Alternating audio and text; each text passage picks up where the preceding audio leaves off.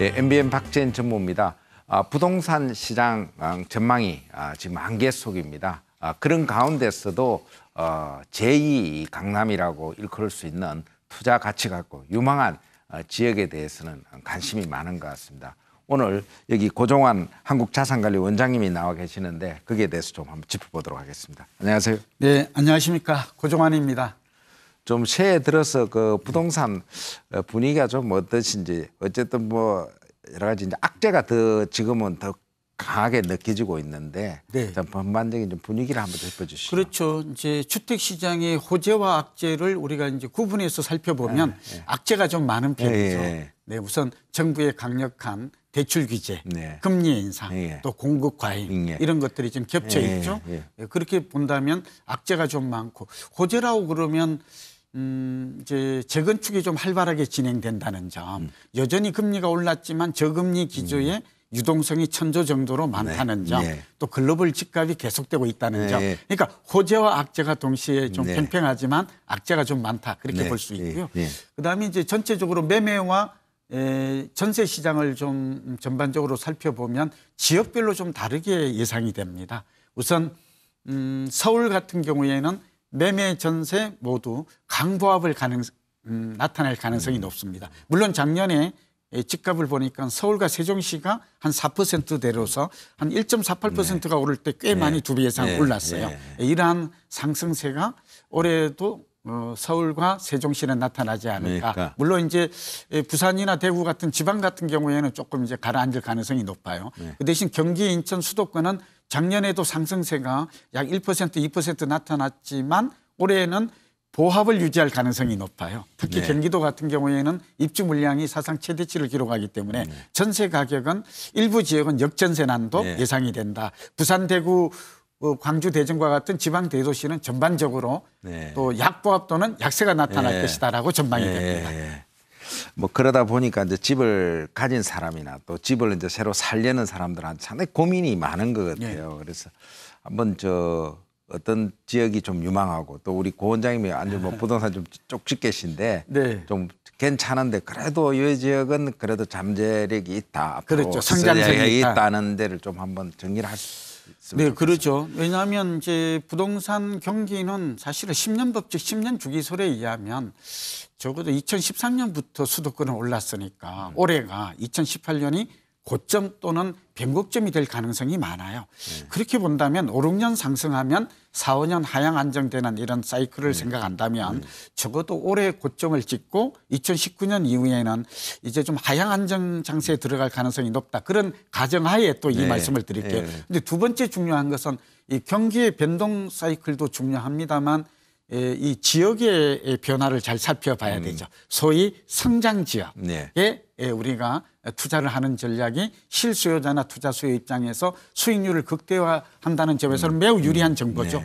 제가 생각하는 것도 이제 지역이 다른데 사실 성장하냐 아니냐 쇠퇴하느냐의 기준은 딱 세 가지입니다. 전무님, 첫 번째는 인구의 증가입니다. 특히 생산 가능 인구. 두 번째는 소득, 그러니까 지역의 생산성이 또 증가하는가. 세 번째는 지하철이라든지 고속도로를 포함한 인프라스트럭처 기반 시설이 얼마나 확충 개선되느냐. 이 세 가지 요인이 성장 지역과 쇠퇴 지역을 가르는 중요한 요인인 거거든요. 이 관점에서 본다면 서울은 세 군데를 꼽을 수가 있겠어요. 그게 광화문을 중심으로 한 소위 4대 문화. 앞에도 말씀드렸지만 두 번째는 강남권이죠. 강남, 서초, 송파. 요즘은 이렇게 강동구까지가 좀 강남 4구라고 그래서 좀 변화가 나타나고 있는 것이죠. 이렇게 좀 볼 수 있고요. 그 대신 그다음에 용산, 요즘 뜨는 용산, 다시 용투리 많은 용산, 미군 기지 이전에다가 신분당선 전장선 여러 가지 한남 뉴타운을 비롯한 재개발 사업이 활발하게 진행이 되고 있거든요. 이 세 개 지역을 주목할 필요가 있다고 말씀드리고요. 저는 이것뿐만 아니라 플러스 3을 할게요. 그게 뭐냐? 이 강남 상구에 인접한 구예요.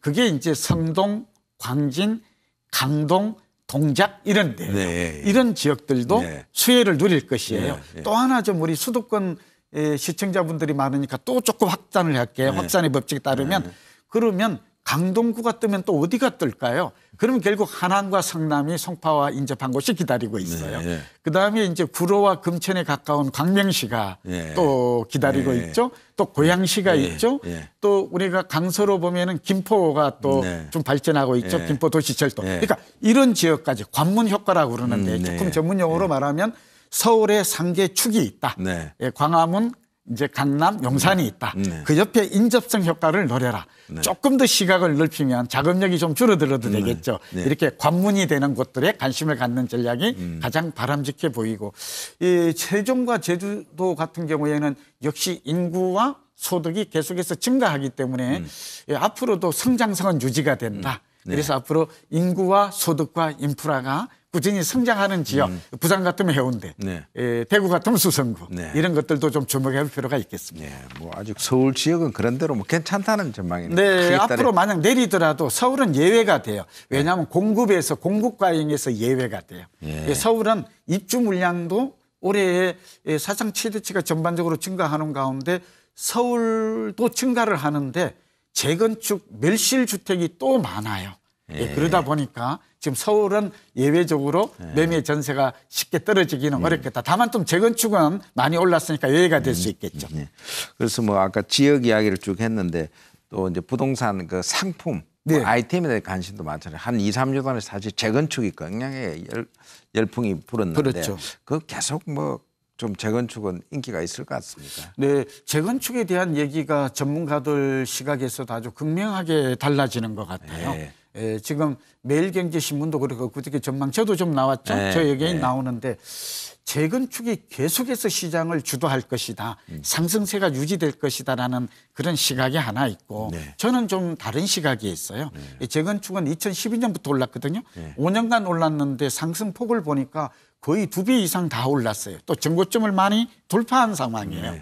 그러면 10년 주기설에 따르면 5, 6년 이렇게 올라가면 과거의 3, 40년 통계를 보면 고점 찍고 좀 등락이 심한 장이 연출된 경우가 많았다는. 그러니까 많이 올랐기 때문에 저는 오히려 올해까지 상승세가 유지되겠지만 올해 고점을 찍은 이후에 내려갈 때 덜 오른 일반 아파트 이런 것보다는 더 많이 하락이 깊을 수도 있다라는 네. 좀 위험성을 좀 지적하고 싶고요. 두 번째는 지금 우리가 집값이 이렇게 5, 6년 재건축이 계속 상승하니까 네. 앞으로도 계속 상승할 것이라는 생각은 사이클 원리라든지 또 평균 회귀 법칙에 따르면 그렇게 옳은 생각이 아닐 수 있어요. 추식을 해보는 분은 이 말이 무슨 말인지 알아요. 네. 많이 급등한 후에 따라가면 추격 매수, 네. 상투 투자, 네. 뒷북 투자가 될 가능성도 높다는 점을 이 방송을 통해서 우리 박지원 전문 이 코너는 굉장히 인기가 강조드리고요. 예. 두 번째는 오피스텔이나 이렇게 상가 같이 이렇게 말하면 빌라처럼 소액 투자자가 하는 곳들은 성장 지역인 경우는 여전히 이 저금리 기조가 유지되고 있고 임대 수익률이 뒷받침되는 것은 인기를 끌 것 같아요. 그다음에 오히려 올해는 토지시장, 제2경부고속도로라든지 도시재생지구, 정부가 지금 문재인 정부가 도시재생 시범지구를 발표했죠. 예, 이런 지역들을 중심으로 오히려 토지시장은 국지적으로 상승세가 유지될 가능성이 많아서 두 가지 생각. 하나는 부동산에 대한 이제 사이클 측면에서 공격적이고 단기 시세 차익을 노린 투자는 상당히 투자 위험성도 높아졌다는 말씀을 꼭 드리고요. 그다음에 이제 실수요자의 관점에서 신규 분양 이런 것들은 노려도 좋을 것 같아요. 특히 보면 서울에 이 재건축 재개발 지구 신규 분양 물량이 올해 굉장히 5만 가구 많아지거든요. 이런 것들은 적극적으로 내 집 마련 차원에서 접근해도 좋을 것 같다 하는 말씀을 드립니다. 네. 지금까지 좋은 말씀 감사합니다. 네, 감사합니다. 예, 지금까지 올해 새 그 부동산 유망 지역에 대해서 알아봤습니다. 박재현의 경제노트였습니다.